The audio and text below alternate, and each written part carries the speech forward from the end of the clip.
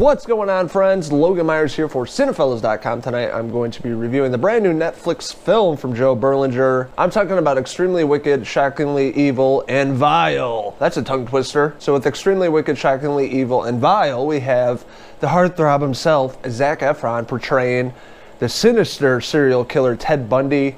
Not too long ago, they released the Ted Bundy tapes documentary on Netflix. I reviewed that as well right here on our channel. So that was definitely an interesting documentary, really finding the footage of the courtroom and seeing Ted Bundy back in the day in the 70s and how everything played out in the court system, how he went through different states killing all these women. And it was like a huge manhunt trying to find this guy, him escaping jail numerous times.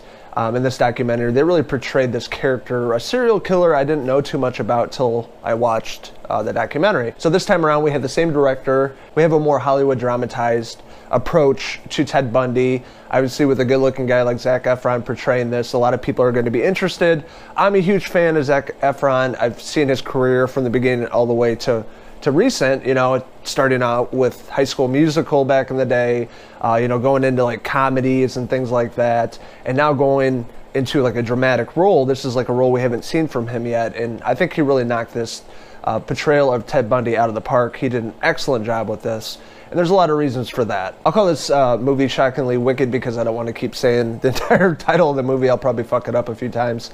Shockingly Wicked, we see the viewpoint of his girlfriend Liz, played by Lily Collins.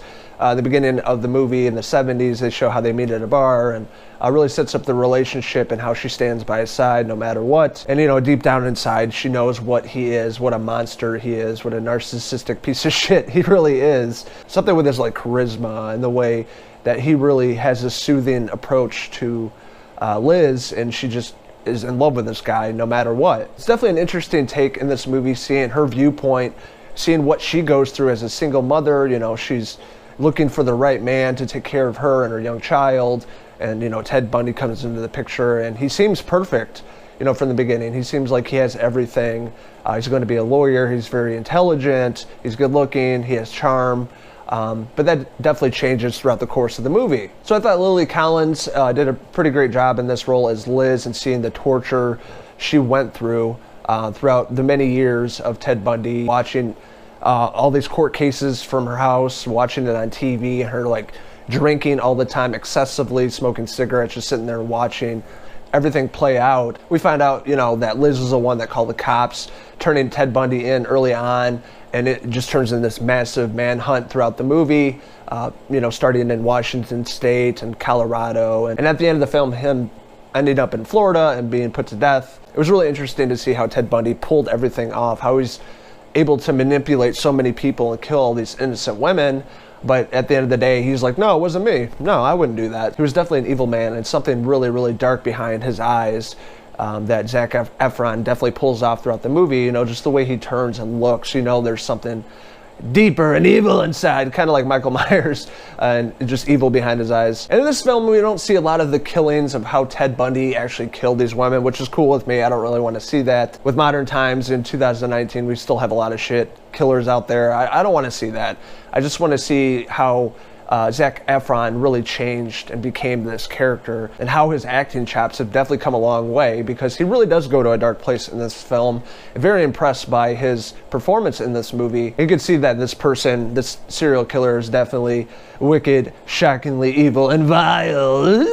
But the pacing of this movie was pretty good. It got slow at some times, but it really paid off in the end, I think, with showing this famous trial, this court case in Florida. We had John Malkovich playing the judge in this case, and he was really not going to listen to Ted Bundy. He kept calling him partner.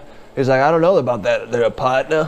Really showed up in this case, in this trial. He was all dressed up, and he was acting like he was a lawyer, because he was going to law school to become a lawyer, so he knew all the lingo and things like that, and the way to kind of kiss the judge's ass and and try to bring out points saying that he's not the killer, but there was just way too much evidence over how many 20, 30 or more killings he's done in the past, 10 years leading up to Florida, that, he really can't lie his way out of this situation. And of course, it doesn't end well with him being put to death. But I really thought John Malkovich really kept up with, Zac Efron and really not listened to his bullshit. And John Malkovich in anything is always phenomenal. It's such a great actor, and it was cool that he was in this movie. So I really thought Lily Collins brought the best performance was at the end of the movie when she's talking to Ted while he's in prison and they're, saying their final goodbyes, and I thought she did a really great job. And one of the better parts of the movie. Overall, Extremely Wicked, Shockingly Evil, and Vile was a really good flick. It was a movie I've been anticipating, I've been waiting for some time since they've been releasing,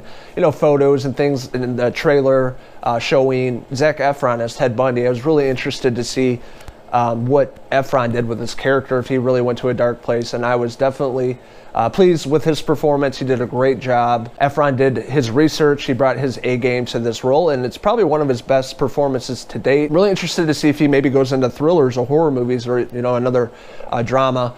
Because he can really pull off this performance. He doesn't have to be the stereotypical buff beach guy in all the movies he's been in the past, because he can go to different places as an actor. And again, Lily Collins was phenomenal as Liz with her story, going through what she did throughout the movie and her life, dating Ted Bundy, and how it really broke her and tore her and brought her down for many years. And eventually she overcame that hump of the manipulative, Ted Bundy, and basically saying goodbye to him and moving on with her life, a happy life. And one last thought, if you guys have not seen either the documentary, the Ted Bundy documentary on Netflix, or this movie, I would start with the documentary, get all the factual events, the things that actually happened over Ted Bundy's life and all the killings. It's a more in-depth with real footage of Ted Bundy, the serial killer. After watching that, then I would watch Extremely Wicked with Zac Efron. So overall, I'm going to give Extremely Wicked, Shockingly Evil, and Vile a 3.5 out of 5 Zac Efron hair pieces. This is Logan Myerz signing out with my good mate up here, Zac Efron. Ooh, he's dreamy. Ooh. Until the next video review, cheers!